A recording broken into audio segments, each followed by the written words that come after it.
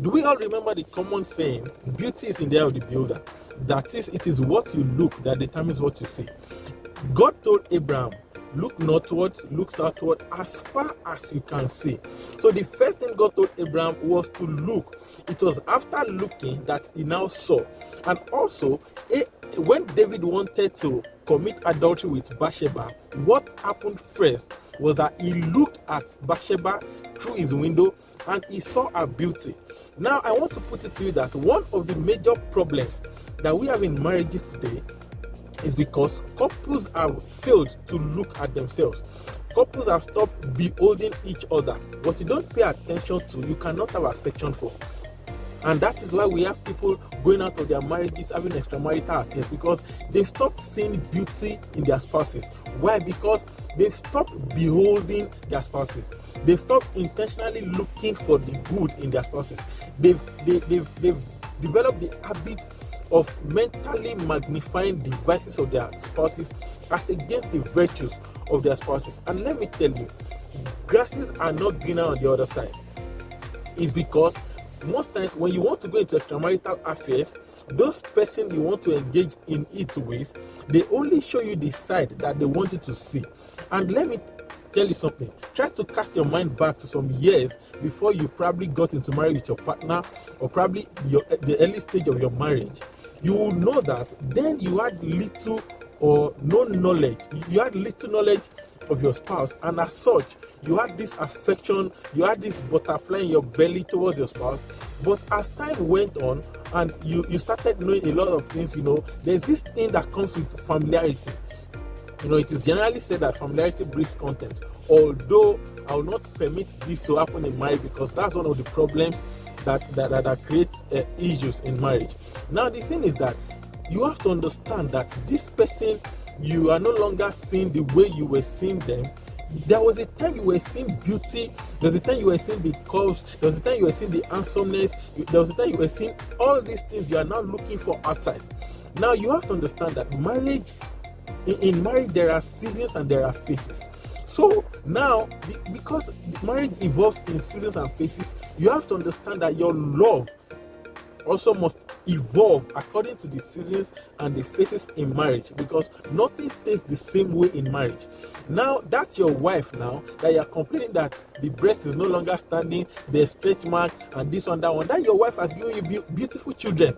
There was a time that breast was proud. But now, because you have suckled on the breast, the children had suckled on the breast, the breast is now loyal. You are not going outside to go and be looking for one standing breast, forgetting the fact that your wife once had a standing breast too. So let me tell you, there comes a time that the reason why you love your wife or your husband goes beyond the physical outlook. In the first place, your love solely should not be because of the physical outlook. But then, in seasons in marriages, your love should also evolve with the seasons and the phases of marriage. If not, the next thing you want to do is you want to go into extramarital affairs. And let me tell you, you can't even solve the problem by getting extramarital affairs. I can tell you for free that your wife is still beautiful, that your husband is still handsome. But the problem is that you have stopped beholding. Beholding is an intentional act. And remember, I always say that what marriage thrives on is intentionality. When you are not intentional about your marriage, you will make irrational decisions that will lead to destruction of your marriage. So what you have to do is you have to intentionally behold, so that you can appreciate their person, you can appreciate their personality beyond their physical outlook. Am I saying people should not look good in marriage? Am I saying people should not dress well in marriage? No, I'm not saying that. But I'm saying that there are seasons and phases in marriage. Now, that man that you are saying is no longer handsome. Before he met you, he was handsome because he had little or no responsibility to really push him into doing extra things. But now there are responsibilities for him to cater to, and now he has to put himself into a lot of things. He has to get himself involved in a lot of things just to make money, to make sure the home front is up and running actively. So all these things tell on the body. It's not a machine, it's not a robot. There will definitely be effect of all these things on him. So now you are now looking for one tall, handsome guy that is having six packs, having broad chest and all of that. This is a man who has dedicated himself to sacrifice his own comfort, to sacrifice his own well-being for the good of the family. So the least you can do is to appreciate him. The least you can do is to show him love and affection, so that he will know that his labor is not in vain. Now you have a wife who is attending to your children as at when due, is the one that will wake up at very early in the morning, take care of the children, take care of yourself, prepare your meal, and make sure you are ready for work, and the children are also ready for school. And now you want to compare her to one lady outside who has little or no responsibility. See, you have to learn to intentionally be old. Because let me tell you, that person you think is better than your wife, they're not actually better. That person you think is better than your husband is not actually better. Time and seasons will reveal everything, because people you don't know, it's easy to fall in love with them. I've always said it, that it's easier to fall in love with strangers. Marriage is a farmland, and what you plant on it determines what you get from it. And not just that. The thing is that what will make you understand that marriage is a farmland is that, a new farmland requires little effort to actually get good produce from it. But as your marriage is growing, as your marriage is advancing in years and all of that, that means your farmland is also aging. So the effort to get good produce from that farmland would be more than when it was younger, when it was fresh, when it was newer. But that is where the word commitment comes into play. That is where the word intentionality comes into play. It is a phase, it is a season, and you have to also learn to evolve with the season.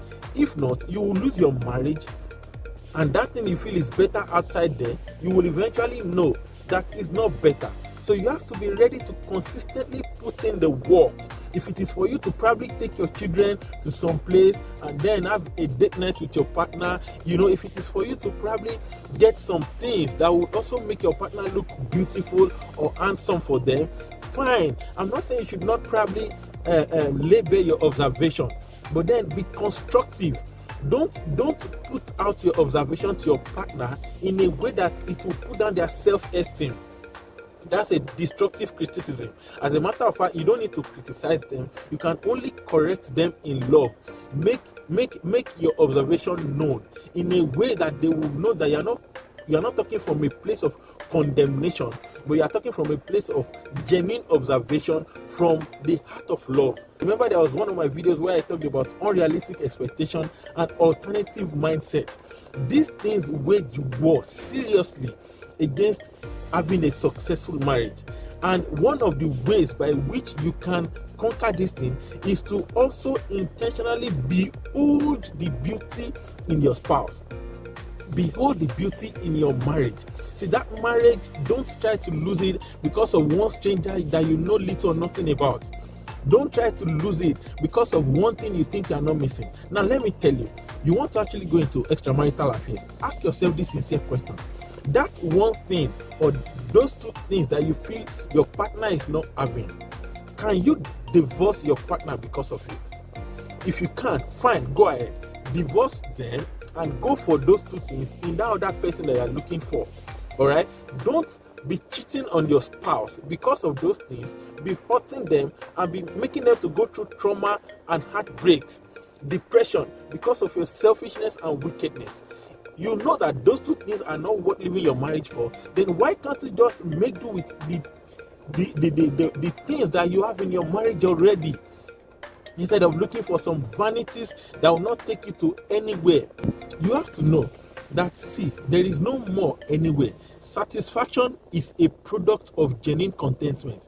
Until you are contented, you can never be satisfied. If you be looking for more, be looking for more. You cannot get more.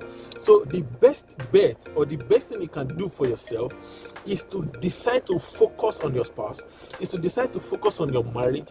Behold your marriage. Behold the beauty in your marriage. Behold the beauty in your spouse.